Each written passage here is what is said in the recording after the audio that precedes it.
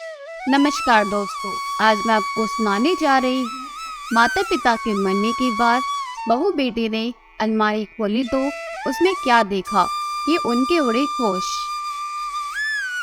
सरोज जी का बेटा राजीव ऑफिस के कामों में इतना व्यस्त रहता कि उसे अपने माँ बाप से बात करने का भी समय नहीं मिलता। और अगर कभी सरोज जी आगे बढ़कर उसे कहती कि बेटा 2 मिनट हमारे पास भी बैठ जाया करो, तो बस यही जवाब देता, माँ मेरे पास इतना फालतू का समय नहीं है, ऑफिस का अभी बहुत काम करना है। सरोज जी बेचारी मन महसूस कर रह जाती और यही सोचती कि पति भी बड़े पद पर कार्यरत थे, उनके ऊपर तो ऑफिस और परिवार दोनों की जिम्मेदारी थी। फिर भी वह हमेशा मुझे और बच्चों को समय देते थे और प्यार से बातें करते थे। बेटा तो बेटा, बहू भी सीधे बात करना तो दूर, बस हर समय यही बताती रहती कि बच्चों को पढ़ाना और घर संभालना कितना मुश्किल होता है। कभी कभी तो बेटे आर्य की परीक्षाओं के समय अपने पति से कहती है कि अपने माँ बाप को उनके घर छोड़ आओ, मेरे बेटे के कम नंबर आए तो मैं उनको माफ नहीं करूँगी। कहने को आर्य भी पहली ही कक्षा में था। सरोज जी बहू के साथ घर के कामों में मदद कराती थी, पर बहू को तो उन्हें घर से निकलवाने का बहाना चाहिए था, क्योंकि सरोज जी के पति का यहाँ शहर में इलाज चल रहा था।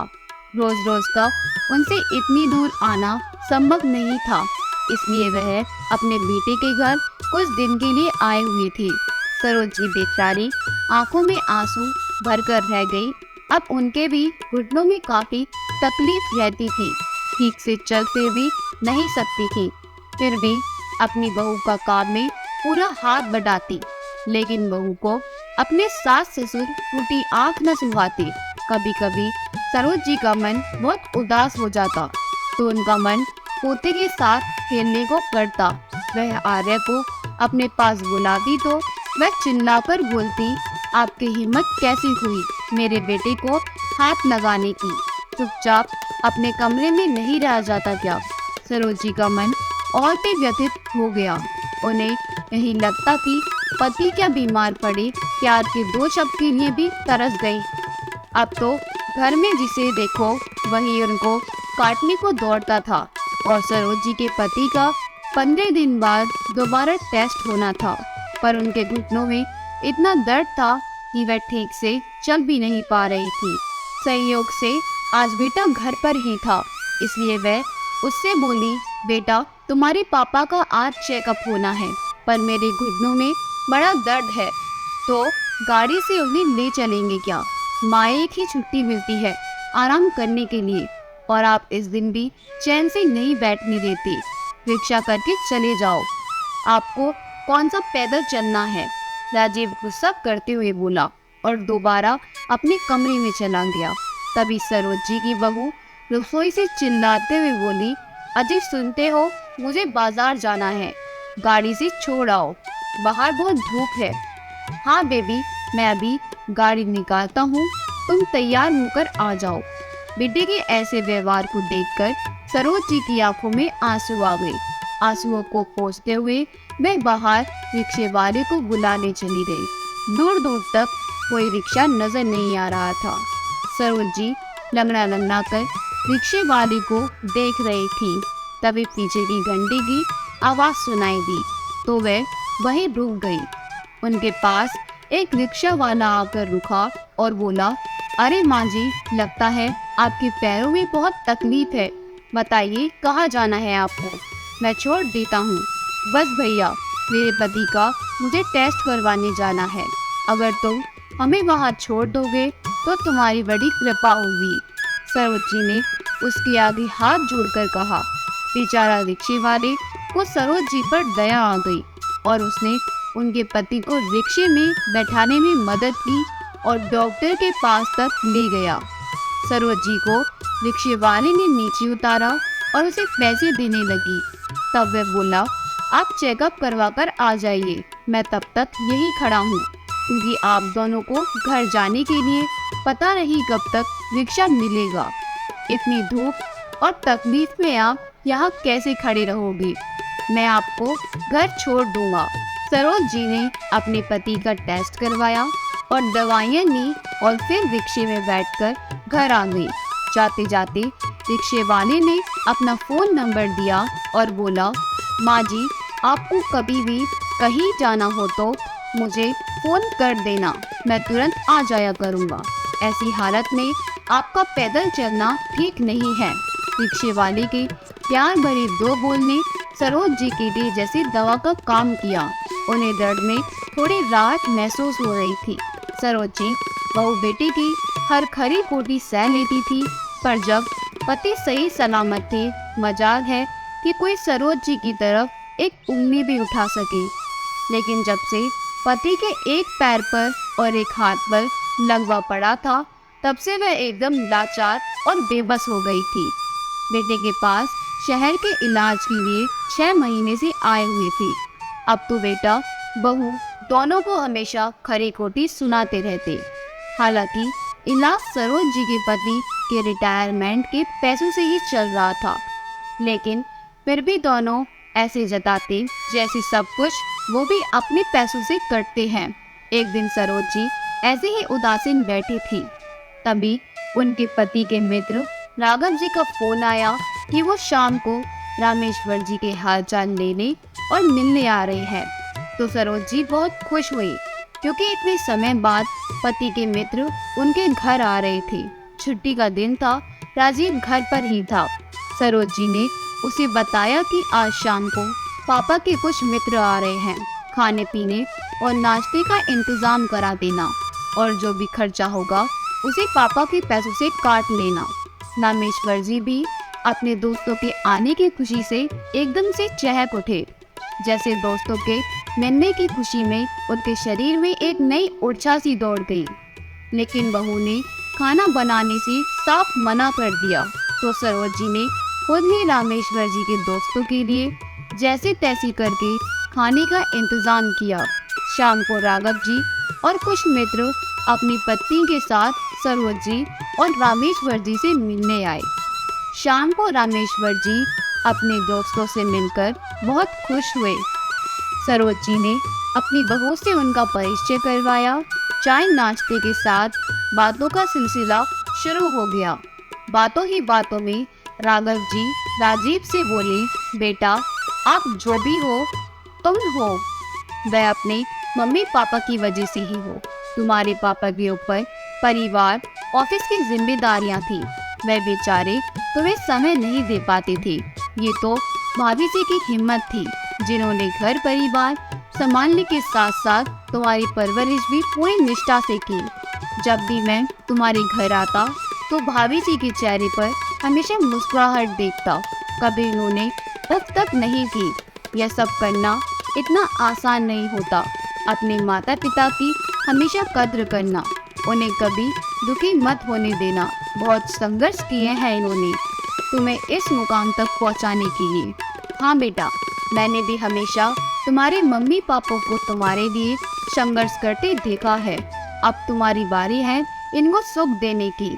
राघव जी की पत्नी ने भी अपने पति की बातों पर सहमति जताते हुए बोली, अंकल जी बुरा मत मानना, इन्होंने कोई अनोखा नहीं किया है। ये दुनिया के कोई अनोखे माँ बाप नहीं है। हर कोई अपनी औलाद के लिए इतना तो करते ही हैं। हाँ अंकल जी, रजनी बिल्कुल सही कह रही है, और हम भी इनके लिए जब से इतना कर रहे हैं उसका क्या। अपने बेटे बहू की बातें सुनकर सरोज जी की आंखों में आंसू आ गए, लेकिन वो सबके सामने अपने को कमजोर नहीं साबित करना चाहती थी, इसलिए अपने आंसुओं को पोंछ डाला और मेहमानों के सामने बोली, हाँ भाई साहब, राजीव बहुत अच्छा बेटा है, हमारा बहुत ख्याल रखता है, हमें किसी भी चीज की कमी नहीं होने देता। मेहमानों के जाने के बाद राजीव सरोज जी पर भड़क उठा, माँ मेरे सामने तो अच्छा बनने का नाटक मत ही करो, आखिर आप लोगों ने मेरे लिए क्या ही किया है। बेटे के मुंह से ऐसे कठोर शब्द सुनकर सरोज जी की आंखों से आंसू बहने लगे। रामेश्वर जी को अब बर्दाश्त नहीं हुआ और वह बोल पड़े, वाह बेटा, जिस बेटे को इतनी नाजों से पाला, अपनी रातों की नींद कुर्बान की, वही बेटा आज अपनी माँ की परवरिश पर सवाल कर रहा है, वो भी अपनी पत्नी के सामने, जिसने आते ही पूरी तरह से तुम्हें अपने मोह जाल में फंसा लिया। राजीव की बातें सुनकर तो जैसे रजनी के चेहरे पर विजय की मुस्कान आ गई। आखिर वो तो यही चाहती थी कि राजीव अपनी माँ के मुंह से निकलकर बस उसका ही होकर रह जाए। दरअसल राजीव की 2-3 दिन से थोड़ी तबीयत खराब थी, तो रजनी ने रात को उठकर उसका ख्याल रखा। बस फिर क्या था, राजीव तो जैसे उसका कायल हो गया। माता पिता ने उसकी तरह हालचाल पूछा तो उल्टा माँ बाप पर ही तंजे कसते हुए बोला, आप तो रात को घोड़े बेचकर सो गए थे, आपको क्या पता कि मेरा बदन कितना दर्द कर रहा था। रजनी बेचारी रात भर मेरे लिए जागती रही, मुझे दवाइयाँ दी, तब जाकर मैं कहीं सो पाया। राजीव का ऐसा कहना मानो सरोज जी की जिंदगी भर की मेहनत पर पानी फेर दिया हो। वह दुखी होते हुए बोली, बेटा तुम्हारा दरवाज़ा बंद होता है, इसलिए मुझे कैसे पता चलता कि तुम्हें रात में क्या तकलीफ हुई। सही कहा बेटा तुमने, अब तुम्हारी पत्नी ही तुम्हारे लिए सब कुछ है।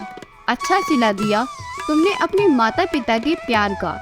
अरे मेरा ना सही, अपनी माँ का तो कुछ एहसान रखती, मैं तो फिर भी ऑफिस और परिवार की जिम्मेदारी में लगा रहता था।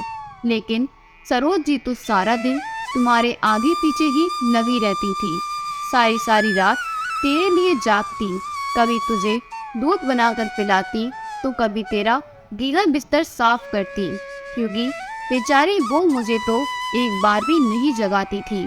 उसे लगता कि मैं दिन भर का थका हूँ तो मुझे आराम की ज़रूरत है, पर सरोज रात भर तेरे साथ जागती, फिर सुबह जल्दी उठकर घर के काम काज में लग जाती। उसे सांस लेने की फुर्सत नहीं मिलती, फिर भी कभी उसने उफ तक नहीं की। और जब तू बड़ा हो गया तब भी रात को तुझे कोई प्रॉब्लम होती तो सरोज जी ही जागती। तेरी परीक्षा के समय भी जितनी देर तक तू जागता तेरे साथ जागती थी, कभी तुझे चाय बनाकर देती तो कभी सर दबाती। तुझे इंजीनियर बनाने में उसकी बहुत बड़ी भूमिका रही है, क्योंकि मैंने तो केवल पैसे खर्च किए हैं और उसने अपने दिन का चैन और रात की नींद कुर्बान की थी। फिर रजनी बहू बनकर इस घर में आई। सरोज जी ने उसे बेटी की तरह प्यार दिया, पर तेरी पत्नी ने कभी उसे अपनी माँ समझा ही नहीं, और तेरा सरोज जी को तवज्जो देना उसे भाता नहीं था।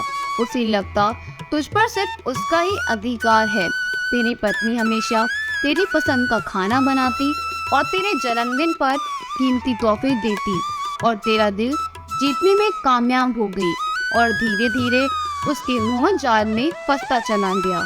अब उसने तेरी माँ को कहीं ना कहीं तेरे मन से दूर कर दिया।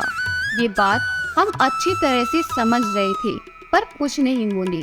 लेकिन हमें ये नहीं पता था कि बेटा इतना दूर चला जाएगा, कि अपने माता पिता की कुर्बानियों को ही भूल जाएगा, और वो एक दिन यही कहेगा कि आप दोनों ने मेरे लिए किया ही क्या है। जब ये सरोज जी सुबह चाय नाश्ता लेकर तेरे कमरे में आई तो तूने क्या बोला कि आप नाश्ता रखकर चले जाओ, हम बाद में खा लेंगे। रजनी बेचारी रात भर सो नहीं सकी, उसे नींद पूरी करने दो। कल की आई पत्नी की इतनी चिंता, और जिस माँ ने अपनी नींद की कभी परवाह ना करके तुझे इतना बड़ा किया और काबिल बनाया, उसके सारे प्रयासों को एक पल में तूने नकार दिया। सच ही कहा है किसी ने, जब अपना सिक्का ही खोटा हो तो और किसी से क्या शिकायत करना। लेकिन अब पानी सर से ऊपर जा चुका है। रामेश्वर जी बोले, मैं अपनी पत्नी का अपमान बर्दाश्त नहीं कर सकता। तो उन्होंने बहू बेटी को अपना फैसला सुना दिया। बेटा तुम्हें तुम्हारी पत्नी और अपनी खुशहाल जिंदगी मुबारक हो, हम अब यहाँ से जाना चाहते हैं। हाँ ससुर जी, बहुत पते की बात कही आपने। अरे दूसरों के घरों में नौकरों की तरह रहने से अच्छा है कि अपने घर में रहो।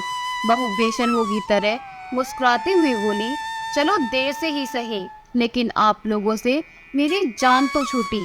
वरना मुझे खुद आपको गांव छोड़कर आना पड़ता।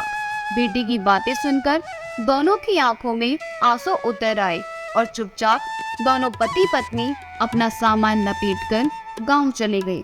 बेटे बहू ने उनका इतना अपमान किया था कि वह उसे अपमान को बर्दाश्त नहीं कर पा रहे थे और एक दिन ऐसे सोए कि अगले दिन उठ ही ना सके।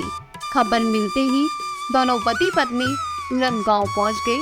सारे क्रियाक्रम खत्म होने के बाद राजीव वापस उस घर को बेचकर अपने शहर जाना चाहता था, इसलिए वो कीमती चीजों को इकट्ठा कर रहा था।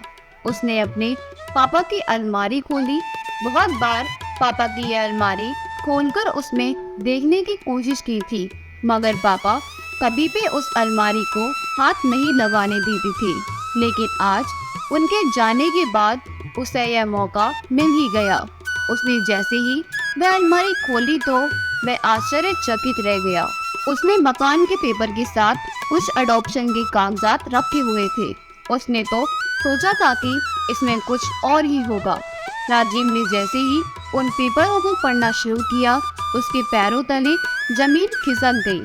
आज से 20 साल पहले उन्होंने राजीव को एक अनाथालय से गोद लिया था। पढ़ते पढ़ते उसकी आंखों से झरझर आंसू बहने लगे और उसका शरीर बेजान सा हो गया। उसके हाथ से पेपर छूटकर नीचे गिर पड़े। राजीव की ऐसी हालत देख जब रजनी ने पेपर उठाकर पढ़ी तो वह भी आश्चर्यचकित रह गई। उन्होंने अपनी सारी जायदाद, घर, गहने राजीव और उसकी पत्नी के नाम पर कर दिए थे। राजीव को तो ऐसा लग रहा था कि ये धरती फट जाए और वह उसमें समा जाए। ये क्या कर दिया मैंने?